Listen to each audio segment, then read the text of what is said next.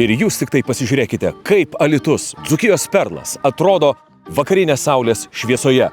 Nemunas, aplinkui mus piliakalnis, greta ne tik skulptūros, kurios simbolizuoja, kad čia gyvenantys žmonės mėgsta minėti svarbiausias šventes, mėgsta susiburti bendruomenę, greta yra ir vienas įspūdingiausių objektų Lietuvoje, tai aukščiausias pėsčiųjų tiltas.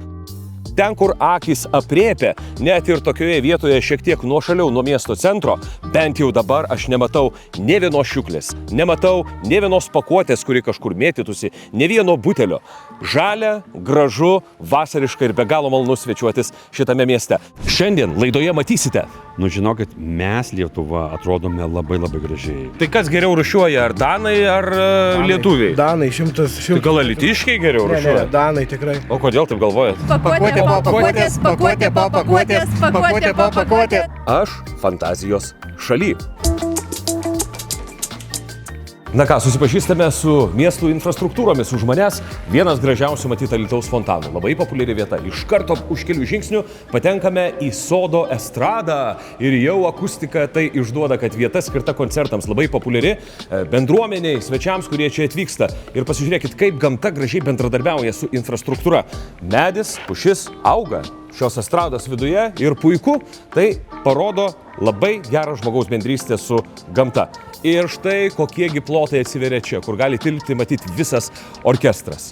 Alytus – miestas, kuris stebina, ir žmonės, kurie rodo, jog mūsų visuomenė užaugo ir tikrai daugelį sričių esame čempionai. Taigi, su manimi yra Alytaus meras Nerijus Cesiulis. Sveiki, gyvi mere. Sveiki. Tai kaip jūsų vasara bėga? Oras toks kažkoks šią vasarą, šiek tiek kitoks nei mes įpratęs. Reikia jau įprasti. Tos vasaros tokios būna netikėtos, turit pleninį žirgą, tvariai važiuojat, pasidžiaugiat pasauliu, grįžtat į Alytų. Taip, be abejo, grįžtam į darbus, kur tikrai yra ką nudirbti ir yra ką veikti čia. Lietuva, pripažinkime, kalbant apie žmonių sąmoningumą ar rūšiavimo įpročius, jau galima teikti, yra viena iš Europos čempionių.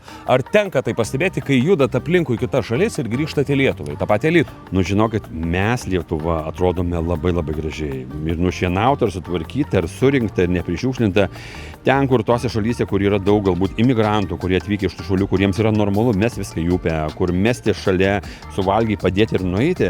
Tai šitoje vietoje aš manau, kad mes pažengę, bet noras dar daugiau. Tai šitoje vietoje, bet viskas priklauso nuo mūsų. Nu, pirmiausia, nuo mūsų kaip tėvų, jeigu turi vaikų, tai kad ugdyk savo vaiką, pasako, kodėl tai darai, kad jis suprastų ne dėl 10 centų euro butelį grąžinė, bet dėl to, kad jį reikia grąžinti, kad jį perdirbs ir vėl turėsi. Tvarumas yra labai svarbus. Tai šitoje vietoje mums kaip miestui, žaliausiam miestui ir ekologiškiausiam miestui mums yra labai svarbu. Tai jūs matote, kad per tą pasipriešinimą vis dėlto ateina vėliau ar anksčiau tas suvokimas? Manote, mes einam dar toliau. Mes norim būti visą laiką miestas pionieriai, be abejo, mes esam žaliausias Lietuvos miestas, ne tik mūsų parkai žalumu, bet ir pagal visas iniciatyvas. Tai mes dabar net pradėjome gyventam, pasakėme, žiūrėkite, kurie jūs norite, mes jums konteinerius padėsim užrakinamus. Duosim čipą, su kuriuo galėsite atsirakinti ir mesti. Nes dažnai būna, vieni atvažiuoja į sodų, primeta mieste, miestas moka, neatsidalina kino. Kad teisybė būtų. Jo, kad teisybė būtų. Ir žinote, atsirado tokie žmonės ir tokie pirmininkai ir namai, kurie nori tai bandyti. Ir mes matome, tas namas, kuris turi čipus, žymiai geriau rūšiuoja. Ir vienas iš tokių dalykų įdomių yra tai, kad, matai, iš 32 buto ar 54 buto, jis visą laiką atidaro mišrių konteinerį, niekada netidaro stiklo, plastiko, niekada netidaro kitų konteinerių, maisto atliekų. Tai mes suprantam, kad jisai nerūšiuoja. Bet matote, mes nenorim bausti. Mes pirmiausia reikia žmonėm per skatinimą. Taip. Tai tas namas, kuris geriausiai rūšiuoja, mes padovanosim suoliuką, sutvarkysim aplinką, pasodinsim gėlynus, medžius kažkokius, kurie norės ir panašiai. Vaikų galbūt žaidimo aikštelė atsiras. Neakivaizdis konkursas. Tai iš principo noras, žmogų reikia skatinti. Žmogų reikia skatinti, kad jis suprastų, kodėl darai. Ir žinoma, kad Alytuje smagiausia sutikti alytiškius. Sveiki, ko vardu? Donatas. Augustas. Tėtis ir sūnus. Taip. Tai kur minat dviračiais vasarą? Nu va, takais dviračių takais. Aplink Alytų čia pakloja mums čia nemažai tų takų. Tai yra kur važiuoti iš šaunų. Ar rūšiuojate jūs pakuotės po pakuotės? Ar turite tai jau savo, kultūros tokį pojūtį viduje, kad rūšiavimas yra nebeatsiejama mūsų gyvenimo dalis? Tai taip, mes tai rūšiuojam, o su miestu tai trūksta biški čia tų, sakykime, šiukšliadėžių. Aišku, čia gal ant kiekvieno kampo neprikabysi, bet taip pat taku pasivažinėjant, tai trūksta ir šiukšliadėžių, ir tualetų, sakykime. Bet Bet čia gal ateityje mes pasitemsim šitų klausimų ir viskas čia bus gerai. Bet kalbant apie aplinkas, ar ne, ar būna, kad žmonės vis dar neatsakingai meta pakuotės, neįdomu, kad ne ten, kur reikia, kad galbūt kiti praeina, nepakelia, o gal aš visiškai klystu? Tai būna čia visko, bet jeigu žiūrėsi ten, sakykime, 10 ar 5 metai atgal, tai mes jau čia tobuli. Šių klausimų tobuli. Kodėl? Kodėl? Nu, tai pasižiūrėk, kad nėra jokių čia šiukšlių, niekas į nieko neišmėtyta, viskas tvarkoja. Viskas. Tai kiek rašo Alytuje iš 10 balų? 11. 11. Nu, puikiai. Aš 11 duodu ir viskas. Ir minam. Atvykot paskanaut kebabų. Taip. Truputuką. Tai iš Danijos grįžus čia, ar matot, na, pavyzdžiui, tvarkos skirtumą? Per paskutinius 5 metus labai pasikeitė. Tai kas geriau rūšiuoja, ar danai, ar lietuviai? Danai, 100. Tai gal alytiškiai geriau rūšiuoja? Ne, danai tikrai. Ten visuose namuose yra po 4 konteinerius, mažiukus, visi deda, o ką Lietuvoje dažniausiai būna po vieną. Ar jūs dedat irgi tenai? Taip, Kaip būna?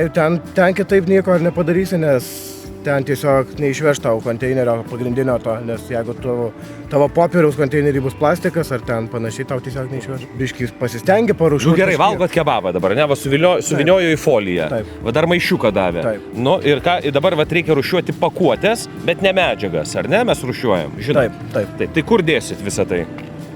Ten yra tik vienas. Į medinę rodot. Taip, ten yra tik vienas konteineris. O ko nepavažiuosit iki miesto, kur yra kokie 3 Aš važiuosiu iš miesto dabar. Man dabar į namus pakeliui iš miesto aš važiuoju. Ir ten nebus konteinerių? Nebus. Į metalą. Taip, kas čia yra? Dangteliai? Dangteliai. Taip. Siurblio. Į mišres. Į mišres, jo. Čia Saldainių popierėliai? Saldainių popierėliai, tai į plastiką. Dangteliai. Į plastiką. Maišelis. Irgi plastikas. Taip. Čia indeliai. Folija tokia. Folija. Kur? Irgi plastikas, manau. Moteriškas tušas. Mišrios. Mišrios.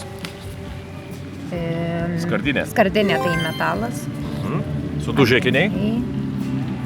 Į stiklą. Bet tai tada tą reikėtų išmesti kitur, nes tu tik stiklas, šitas čia ne kaip stiklas. Tai gal į mišres tada? Į mišres reikėtų mesti. Gerai. Nu šaunuoliai, duokit 5, labai gerai. Labai gera paskaita. Rūšiavimo iššūkyje dalyvauja Markas ir Justinas. Tai pasiruošę. 3, 2, 1, važiuojam. Stiklinis aliejaus butelis. Į kur? Prie stiklo. Toliau. Knyga. Kur dedam? Prie popieriaus. Prie popieriaus. Taip, dedam. Kitas. Tada stiklinis kepalų butelis stiklas. Stiklas čia yra popierius. Taip. Markutė. Kitas. Metalinis kamštelis. Kur? Metalas. Metalas. Gerai. Metalas. Tai čia irgi kartu ne, stiklas atskirai. Ok.